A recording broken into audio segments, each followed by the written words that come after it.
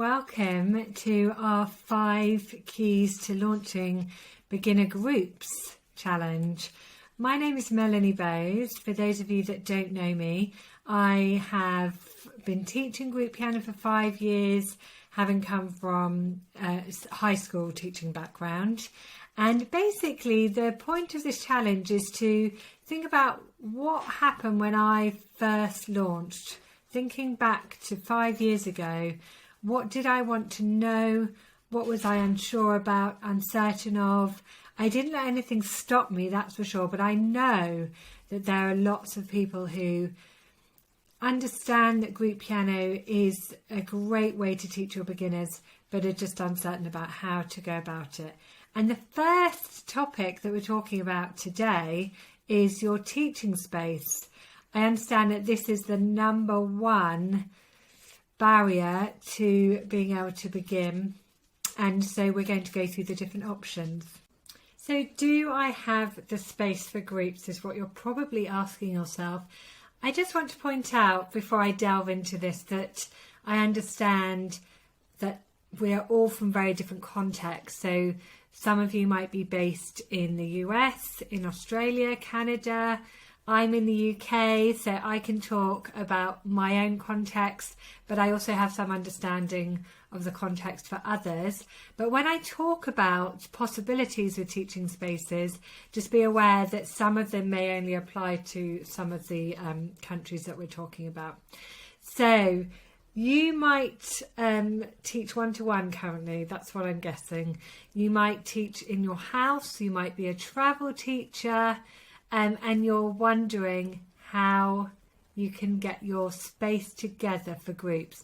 Or you might be hiring a commercial space. You might be at that point where you're opening a commercial studio, and therefore you need to know about how to lay out your keyboards and all your resources that you need. Whichever end of the spectrum you are, we're going to go through a few ideas now. So teaching in your home, you need to decide if your teaching space has got the room for the keyboards that you want to use, B, got room for some moving around, maybe even some tables, somewhere for the kids to write, somewhere for them to sit in a circle, and C, if you want lots of people in your home at once, whether your neighbours will mind, whether there's parking. So there are quite a few considerations when teaching in your home. I rather suspect that some of us who live in places where homes are generally much larger might be okay, but some of us, like us in the UK, it's quite difficult to justify teaching in your home. But just have a think about all of these things that we're going to go through and whether that would work in your house. I think an important thing to mention is that you can have a setup that's temporary for your groups. In other words, you could have some very mobile 61 key keyboards and bring them out each week in your home. So it's not like you have to have a permanent setup, and that is going to apply to our other contexts too. So how about hiring somewhere? You could think about a local community centre, church hall. I started off in a library.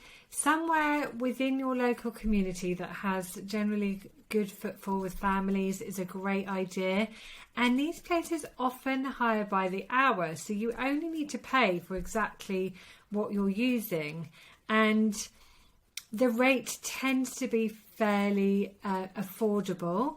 I would suggest that you always try and negotiate, because oftentimes places that we contact, they're not, their rates aren't fixed in stone. You can kind of say, well, actually, I was hoping to pay a little less, and often they come back and say that's fine. They want people in their rooms, they want the buzz and the community. So having a look at all of the different places that could be hired in your area is a great idea. I have often actually searched for other types of classes, so drama, art, various children's activities, and seen where they're run, and then approached the place that these other activities are run and asked if there's any space for me to hire. So that's one approach you could take. The other one, and this might only apply to countries where schools do hire their facilities, and only if you're happy to teach at the weekend, because the other one is that you could hire the music department of a school, a high school, a secondary school. Some schools have whole kind of piano labs set up, and you can hire those.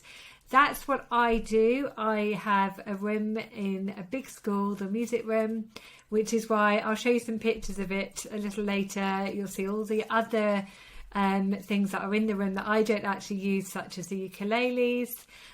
But there are 15 keyboards. I don't need all of those, but there are 15 keyboards. There's a piano. I've got a speaker and system to plug in my phone so I can play backing tracks and things. If I needed to, I could project something onto the whiteboard.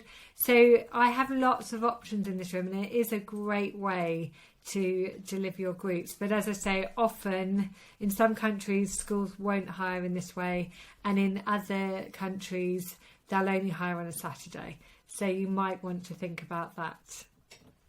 So you have this wonderful commercial space.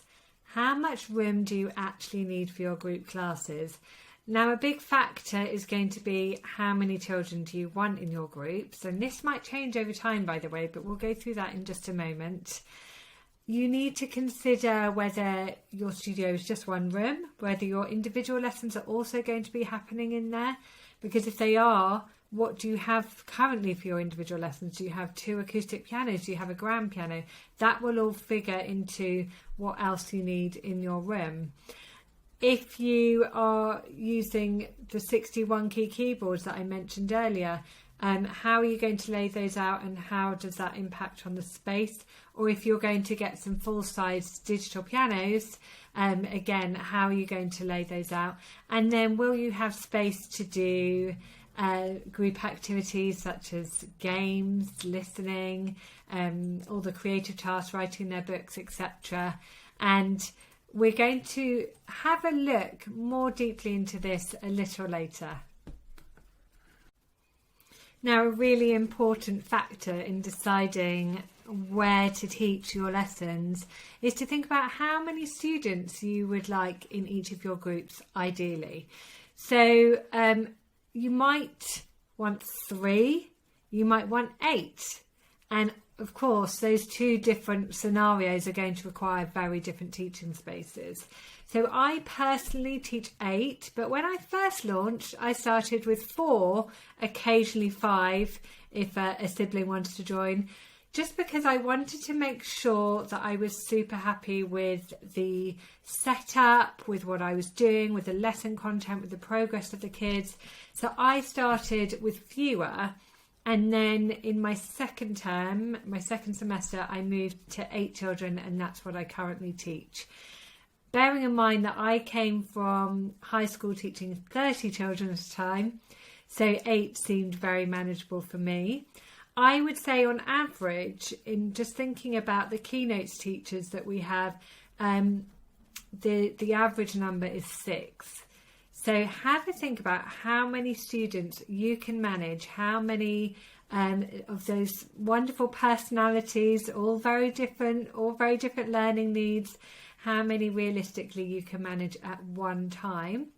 And then you'll need to think about your teaching space based on that. I do generally recommend having a keyboard per child, even in beginners. And that's because if we want them to make sure that they are meeting their potential and that we're providing for their individual learning needs, we do need them to be on their own keyboards, not distracted by what others are doing, and able to wear headphones and able to progress in their own individual way. So 1 keyboard per child is definitely the recommendation. However, as I said earlier, these don't need to be big full-sized digital pianos. They can be 61 key keyboards with I tend to recommend touch sensitive, and that's what I use in my classes. It's what realistically a lot of the children have at home. So we're making sure that not only are we able to design our space based on these and based on the fact that we can move them in and out of the room. So if you're hiring a community centre, you can take your keyboards there each week and then pack them away afterwards. You might, by the way, want to check if there's a storage space where you're hiring so that you can keep them there. But if not, you take them home. But you're going to be making a very different decision based on whether you have these keyboards or whether you have the full size, as I say. And for me, we're making our lessons accessible. We're not demanding acoustic pianos for these beginners. We are helping them to get started, and what better way than to give them what they will be using at home. So let's talk a little bit about the layout of your room. Now, this is roughly speaking what I have. Okay, so in an ideal world, this is kind of pre-pandemic. So the kids come in here, down here, and we've got, this is where they sit at the tables if we're doing work at the tables, and I have space for 8 children and I sit at one of the ends, and then we have floor space here. We've got a nice big space here, and this is where, particularly with my younger ones, I might do some kind of circle time stuff where we sing our songs, we wave our scarves, we do all sorts of things. I've got my piano here, and that's mainly because I accompany the songs and things we do, and we walk over here for them to show me that they can find a particular note, but also the times when I'm modelling at the piano, so I'm showing them what it is they'll be doing. Again, pre-pandemic, they would all be crowded around me, around the piano, and they would watch what I'm doing and sing along, etc. Here's my teacher desk where I dump all my resources that I need and put them in. I try to organise them into piles of class and etc. So a bit of organisation on there. And then I've got 8 keyboards. And actually, if you've seen any pictures of my room, I've got more than 8. They come all the way around here. I've got 15 of them. But what I really like is this. So this is, if I have 6 children turn up, I have 8 in all of my classes, but if only 6 turn up, I will have them all here because I really like them all facing each other. I think the way that musically we are laid out will do so much for ensemble performing, for feeling like they're part of a team. If we have them facing away from each other, which I know we do kind of have to do during COVID, but in more normal times we have them facing away from each other or all facing the same way, I don't think they get that same sense of togetherness, musical cohesiveness. Think about an orchestra. Which the layout for an orchestra is very specific, and we wouldn't consider that they could be sitting not facing each other, etc. So at the moment there are 2 teacher pianos in the room. So I have one here. It's actually probably more like here, but it's near this slot. They brought that in for some reason recently in the classroom. So before, if I wanted my piano over here, I would just drag this one. This is a digital piano, a full-size digital piano. So that's the way I have it at the moment. These little things indicate the plug points, so I would plug them in here. I've got a extension, a 4-plug socket thing here that plugs in, and etc. And then this is a plug on the wall, and they plug in there. I also have 2 headphones per keyboard. Well, actually, right now I only have 1 because since no one's using these keyboards in the school and no one's using the headphones, they've kind of failing completely. They've all stopped working, so I can only find 1 per keyboard at the moment, but that's just my situation. 2 is ideal with a splitter because when I like them to have a little bit of headphone time, even though we're learning collaboratively and we are playing collaboratively and we're playing ensembles, I do need them to only hear themselves for a little bit so that they can practice and they can make mistakes and they can improve and they can work on something. If we were saying we have to practice all together, we would kind of almost rely on them being able to do the song as soon as they're sitting down. I mean, I sometimes teach rote pieces without them doing any headphone practice and just shout out the letters or sing out the letters.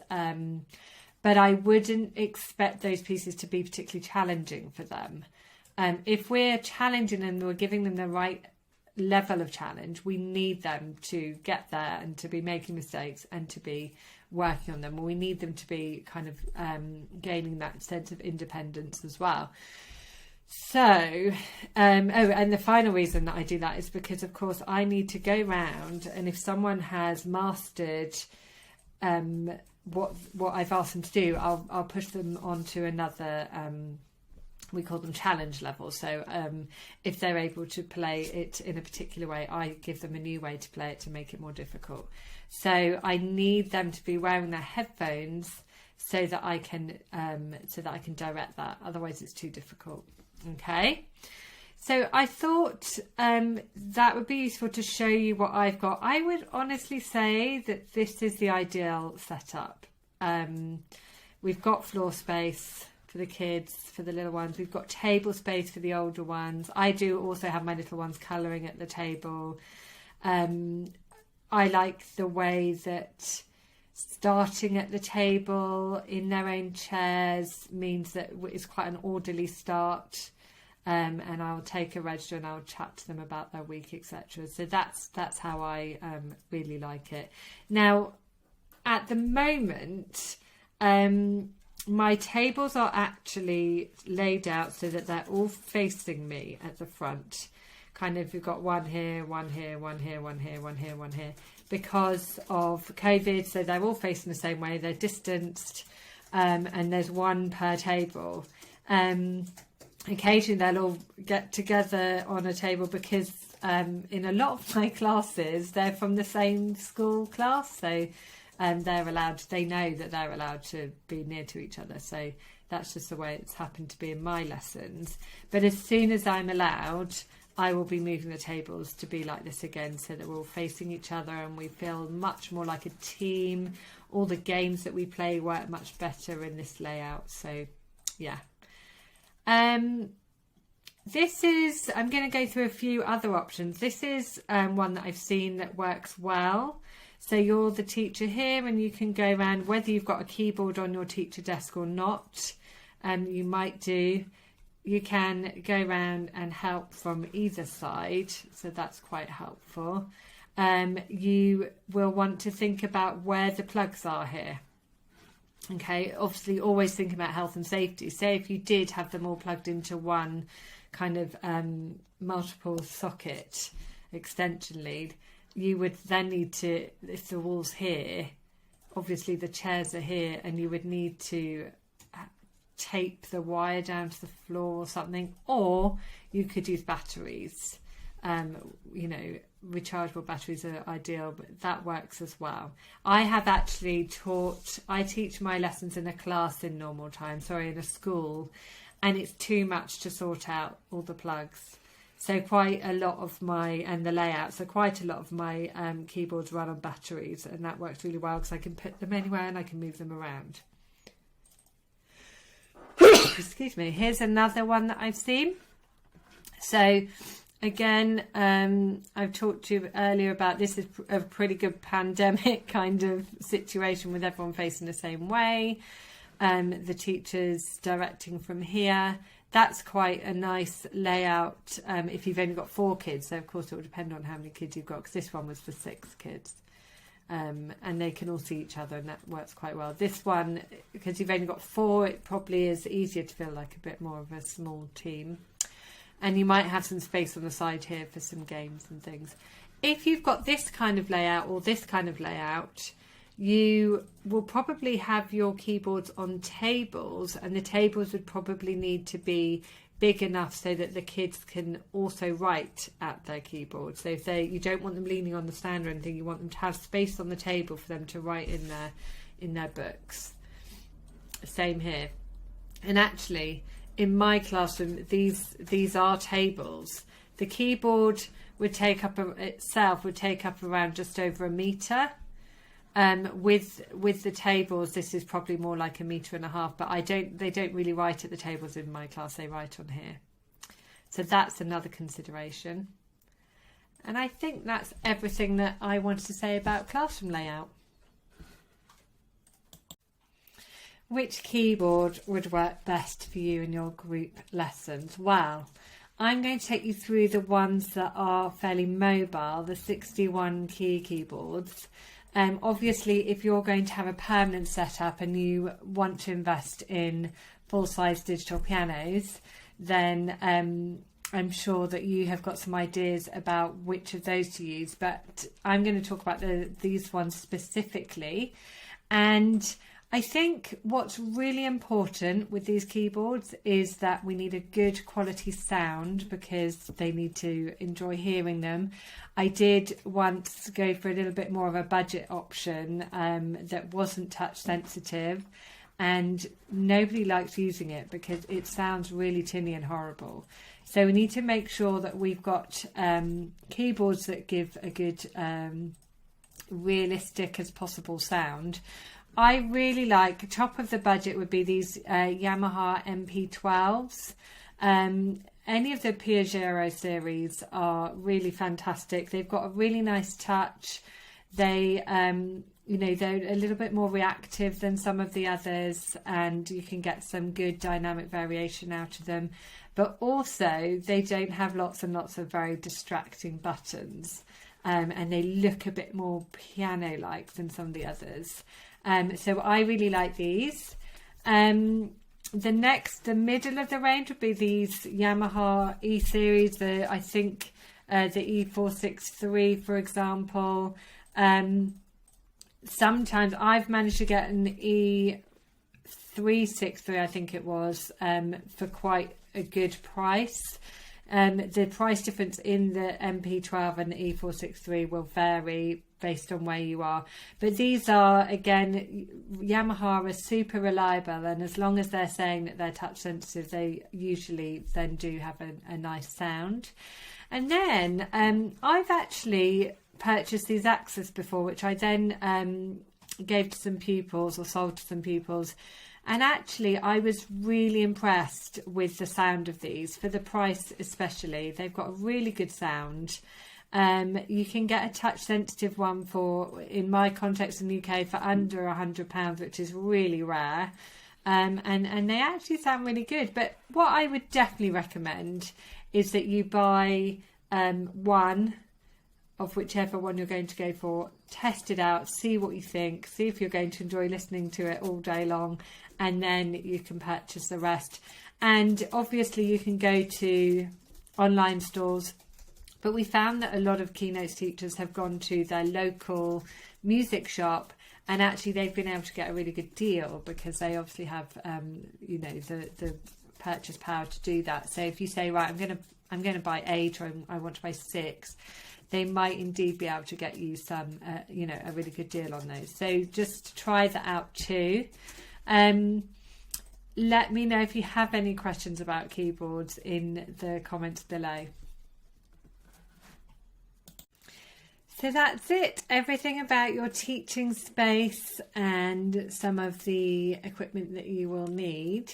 I am here ready to answer any questions, because obviously, as I said at the beginning, the context is different for all of us. So if you have any questions, if anything I've said doesn't quite make sense, or you want some clarification, or you just want me to look at your particular situation and how it could work with your setup, please do write your comments underneath the video and I will get straight back to you. Otherwise, you could email me at melanie@keynotesmusic.co.uk, and I will happily answer any of your questions during this challenge.